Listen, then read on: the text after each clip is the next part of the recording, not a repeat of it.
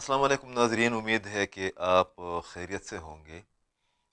हस्ब मामूल हस्ब रवायत इमरान खान साहब ने मुज़ाहिमती सियासत को एक और रास्ते पर डालने की कोशिश की है।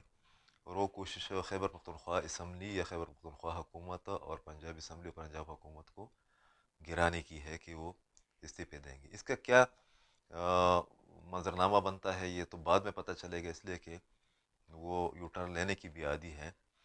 इस वाले सेशन में हम अफ़गानिस्तान के अंदर जो तब्दीलियाँ रोनमा हो रही है उस पर रोशनी डालने की कोशिश करेंगे। आपको पता है कि हिना रबानी कर अपने एक आला सतही वफद के साथ काबुल गई हुई थी, और बहुत अच्छी इतलात आ रही थी कि उनका दौरा काफ़ी कामयाब रहा है। जो पाकिस्तान के चंद खदशात है, कंसर्न्स है टीटीपी के हवाले से, मुज़ाकराती अमल के हवाले से, ट्रेड के हवाले से, उस पर बात भी हुई थी, उन लोगों ने वेलकम भी किया था। मगर उसके अगले रोज़ जब इंटरनेशनल मीडिया पर उनके दौरे के बारे में तफसीर भी जा रहे थे, अफ़गानिस्तान के दारुल-हुकूमत काबुल में मौजूद पाकिस्तानी सफारत खाने पर हमला किया गया, जिसके नतीजे में एक जो नाज़िमुल उमूर है उनके गार्ड ज़ख्मी हो गए और वो मौजूदाना तौर पर बच गए। इस वाक़े ने दो तीन सवालात पैदा किए हैं। एक तो ये कि ये टाइमिंग कितनी अहम है, इसकी इम्पोर्टेंस क्या थी। दूसरी ये कि ये कोई इत्तेफाकन बात नहीं है, इससे पहले भी पाकिस्तान के काबुल सफारत खाने को बार बार निशाना बनाने की कोशिश की गई है। जलालाबाद में, कंदहार में भी इस तरह के अटैक्स हुए हैं। मगर बाहर से एक बिल्डिंग से उस बंदे को गिरफ्तार किया गया है, जो डिटेल्स अफगान मीडिया ने और अफगान हुकूमत ने जारी की है। उसके तनाजुर में एक बिल्डिंग को निशाना बनाना और फिर वहाँ से नाज़िल उमूर को टारगेट करना, खुदा न खास्ता अगर वो इसमें शहीद हो जाते और उससे जो सूरत हाल बनती उसका अंदाज़ा ही लगाया जा सकता है। और फिर पूरी प्लानिंग के साथ फायरिंग करना और उस पर रद्द-ए-अमल आना, ये तो फितरी सी बात थी। मगर ये मामला इतना सीधा साधा नज़र नहीं आ रहा। लग ये रहा है कि हमारे खदशात के मुताबिक बदकिस्मती से अफ़गानिस्तान में चंद क़ुव्वत या कोई तीसरा हाथ यकीनी है, मौजूद है, जो कोशिश कर रहा है कि पाकिस्तान की हुकूमत, रियासत पाकिस्तान और अफ़गानिस्तान की जो नई हुकूमत है तालिबान की, उनके दरमियान न सिर्फ ये कि बदगुमानियाँ पैदा की जाए, बल्कि बाद हमलों की आड़ में बहुत ज़्यादा आप कह सकते हैं कि एक तशवीशनाक सूरत हाल पैदा करने की साजिश भी की जाए, और उससे जो कशीदगी बढ़ती है या बढ़ने का एक खदशा होता है उससे फ़ायदा उठाया जाए। वक्त आ गया है कि अफ़गान हुकूमत और उनके जो आला ज़िम्मेदारान लोग हैं, जो टीटीपी का इशू है उसका कोई हल निकालें। इसके अलावा मुज़ाकराती अमल अगर आगे नहीं बढ़ रहा, जिस तरीके से पाकिस्तान के अंदर, खैबर पख्तूनख्वा के अंदर सीज़ फायर के ख़ात्मे के ऐलान और ऐलान जंग के बाद हमले हुए हैं, और जिस तरीके से कोयटा में खुदकश हमला किया गया, या जो इतलात आ रही है, अगर मुज़ाकराती अमल आगे नहीं बढ़ रहा तो इस सिलसिले को रोक दिया जाए और इस बात को यकीनी बनाया जाए कि अफ़गान हुकूमत अफ़गानिस्तान के अंदर टीटीपी के हमलावरों के ख़िलाफ़ कार्रवाई करे या पाकिस्तान के हवाले करे। हज़ारों की तादाद में है, एक पेचीदा मसला है, मगर उनको लगाम दिया जा सकता है।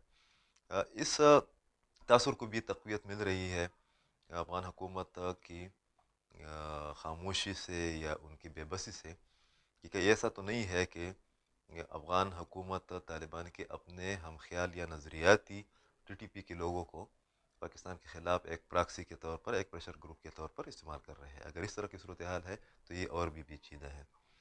इधर जो मसला पाकिस्तान के अंदर है कि पाकिस्तान के जो हमारे रियासती इदारे हैं वो तो तमाम मामलात पर नज़र रख रहे हैं, मगर उनके ख़िलाफ़ अभी कैंपेन जारी है। फेडरल और सूबाई हुकूमत खैबर पख्तूनख्वा की, उनके दरमियान अभी तक टेररिज्म में जो इजाफा हुआ है उस पर कोई बात नहीं हो रही है, कोई रब्ता नहीं हुआ है। नेशनल सिक्योरिटी कमेटी का इजलास अभी तक बुलाया नहीं गया है। यहाँ पर एपेक्स कमेटी एक हुआ करती थी सूबों में या खैबर पख्तूनख्वा में, उसके इजलास भी तलब नहीं किया गया है। असम्बलीज़ में इस पर बहस नहीं हो रही, पॉलिटिकल کاریڈورز میں یا میڈیا میں اس پر بحث نہیں ہو رہی. یہ تھریٹنگ سچویشن ہے اور اس کا نوٹس لینا بہت ضروری ہے سول حکومتوں کو کہ افغانستان میں ایسا کوئی سانحہ نہ ہو جائے. جس طرح پاکستان کے سفارت خانے کو نشانہ بنایا گیا، ایک کوشش کی گئی، کوئی بڑا صدمہ، کوئی بڑا واقعہ ہو سکتا تھا، اس سے بہت کشیدگی میں اضافہ ہو سکتا تھا. دوسری جانب یہ بھی بہت ضروری ہے کہ بلوچستان اور خیبر پختونخوا کے حالات کو باقی پاکستان کے جو ایشوز ہے، جلد الیکشن، اسمبلیوں کی تحلیل، حکومتوں کی تحلیل، ان ایشوز سے الگ رکھا جائے. اس صورتحال میں اگر تھوڑا سا جو ڈیٹا میں آپ کے ساتھ شیئر کرنا چاہوں گا کہ مین اسٹریم میڈیا پر اس پر بحث نہیں ہو رہی. 8 اگست کو سوات میں حملہ ہوا تھا، ایک فوجی افسر کو اور ایک پولیس افسر کو ان کو پکڑا گیا تھا، ان کو نشانہ بنانے کی کوشش کی گئی تھی. اس کے بعد جو ڈیٹیلز ہے وہ یہ ہے کہ نومبر میں جو گزشتہ مہینہ گزرا ہے، ختم ہوا ہے، اس میں تقریباً 59 حملے کیے گئے ہیں، جس میں 54 وہ خیبر پختونخوا میں کیے گئے ہیں. اس سے آپ اندازہ لگا سکتے ہیں کہ حملوں کی تعداد کتنی زیادہ ہے. اور ان 59 حملوں کی ذمہ داری ٹی ٹی پی نے قبول کی ہے، باقاعدہ مطلب وہ جنگ لڑنے نکل آئی ہے.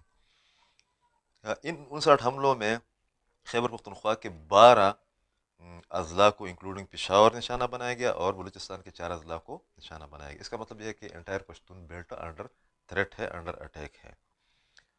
1 مئی کو سیز فائر کا اعلان ہوا تھا، پھر اس کی ریونیشن ہو گئی، اس پر نظر ثانی کی گئی، پھر اس کا اعلان کیا گیا کہ 16 مئی کو دوبارہ اعلان کیا گیا کہ ہم اس کو ایکسٹینڈ کر رہے ہیں.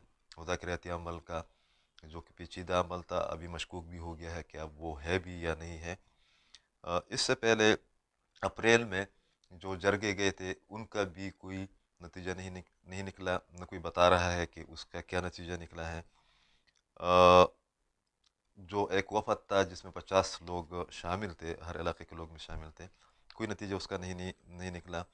اب آتے ہیں ایک اور فگر کی طرف. 2021 میں پاکستان کے اندر 87 حملے کیے گئے تھے، جن میں 160 افراد شہید ہو گئے تھے.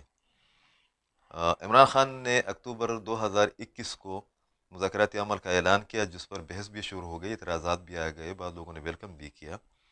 مگر مذاکراتی عمل کے بیک گراؤنڈ میں اگر ہم جائیں تو یہ بہت ضروری ہے کہ 2021 کے مقابلے میں 2022 کے دوران یا اگست 2021 سے لے کر اگست 2022 کے درمیان جو ڈیٹا ہے وہ یہ ہے کہ پاکستان کے اندر 250 حملے کیے گئے، اور اس میں بدقسمتی سے سب سے زیادہ حملے خیبر پختونخوا میں کیے گئے، جن کی تعداد ہے 160، اور اس میں 400 سے زائد لوگ شہید ہو گئے. اب 2021 میں 87 حملے اور 2022 میں یا 2021 کے آخری 2 مہینے ہیں ان کو ملا کر 250. اس کا مطلب یہ ہے کہ بہت زیادہ، دوگنے سے بھی زیادہ اضافہ ہوا ہے حملوں کی تعداد میں اور ہلاکتوں کی تعداد میں. یہاں پر اس پر کنکلوڈ کرنا چاہوں گا کہ ٹی ٹی پی کے ساتھ پاکستان کی ریاست نے، مختلف حکومتوں نے مختلف ادوار میں 6 بڑے معاہدے کیے ہیں، اور اتفاق کی بات یہ ہے، ریکارڈ میں یہ لانا بہت ضروری ہے کہ ان 6 حملوں میں، 6 معاہدوں میں سب کے سب معاہدے ٹی ٹی پی ہی کی جانب سے خلاف ورزی پر وہ ٹوٹ گئے ہیں. 2004 میں ہوا تھا، بہت بڑا معاہدہ ہوا تھا وزیرستان میں. 2005 میں ہوا تھا، 2006 میں ہوا تھا، آخر 2009 میں ہوا تھا، اور اس کے بعد اب فورسز نے کارروائیاں کی، آپریشنز کیے. اب یہ ہے کہ جو قومی بیانیے کا فقدان ہے، جو مس انڈرسٹینڈنگ ہے، جو کوارڈینیشن کا فقدان ہے، اور پورا میڈیا اور پورا سیاست، جو ہمارے سیاسی کاریڈورز ہیں وہ لگے ہوئے ہیں عمران خان صاحب کے اعلانات پر، ان کے بیانات پر. ایسے میں جو نئی قیادت آئی ہے فوج کی، ان کی حکمت عملی کیا ہوگی؟ عاصم منیر صاحب نے اپنے دوروں کا آغاز کر دیا ہے کشمیر سے، اور خیبر پختونخوا کی حکومت کا اگر یہ رویہ رہتا ہے، یا یہاں پر حکومت نہیں رہتی، یا اسمبلی توڑی جاتی ہے، یا الیکشن پر جاتے ہیں، تو آیا جو اعلیٰ فوجی قیادت ہے یا فیڈرل گورنمنٹ ہے وہ خیبر پختونخوا اور بلوچستان کی اس نئی پیچیدہ صورتحال سے لا تعلق رہ سکے گی یا ایکشن لے گی؟ ضرورت اس بات کی ہے کہ خیبر پختونخوا کی حکومت کو سمجھانے کی کوشش کی جائے، ان کو ان کی ذمہ داریاں سمجھائی جائے، اور اس والے ایشو پر ان کو اعتماد میں لے کر آگے بڑھا جائے. اور اگر وہ پولیٹیکل پوائنٹ سکورنگ کے لیے اس کا حصہ نہیں بنتی صوبائی حکومت، تو پھر جمہوری طریقے سے پاکستان کی سلامتی کے حوالے سے اور خیبر پختونخوا کی سیکیورٹی کے حوالے سے اس حکومت کے خلاف ایکشن لیا جائے۔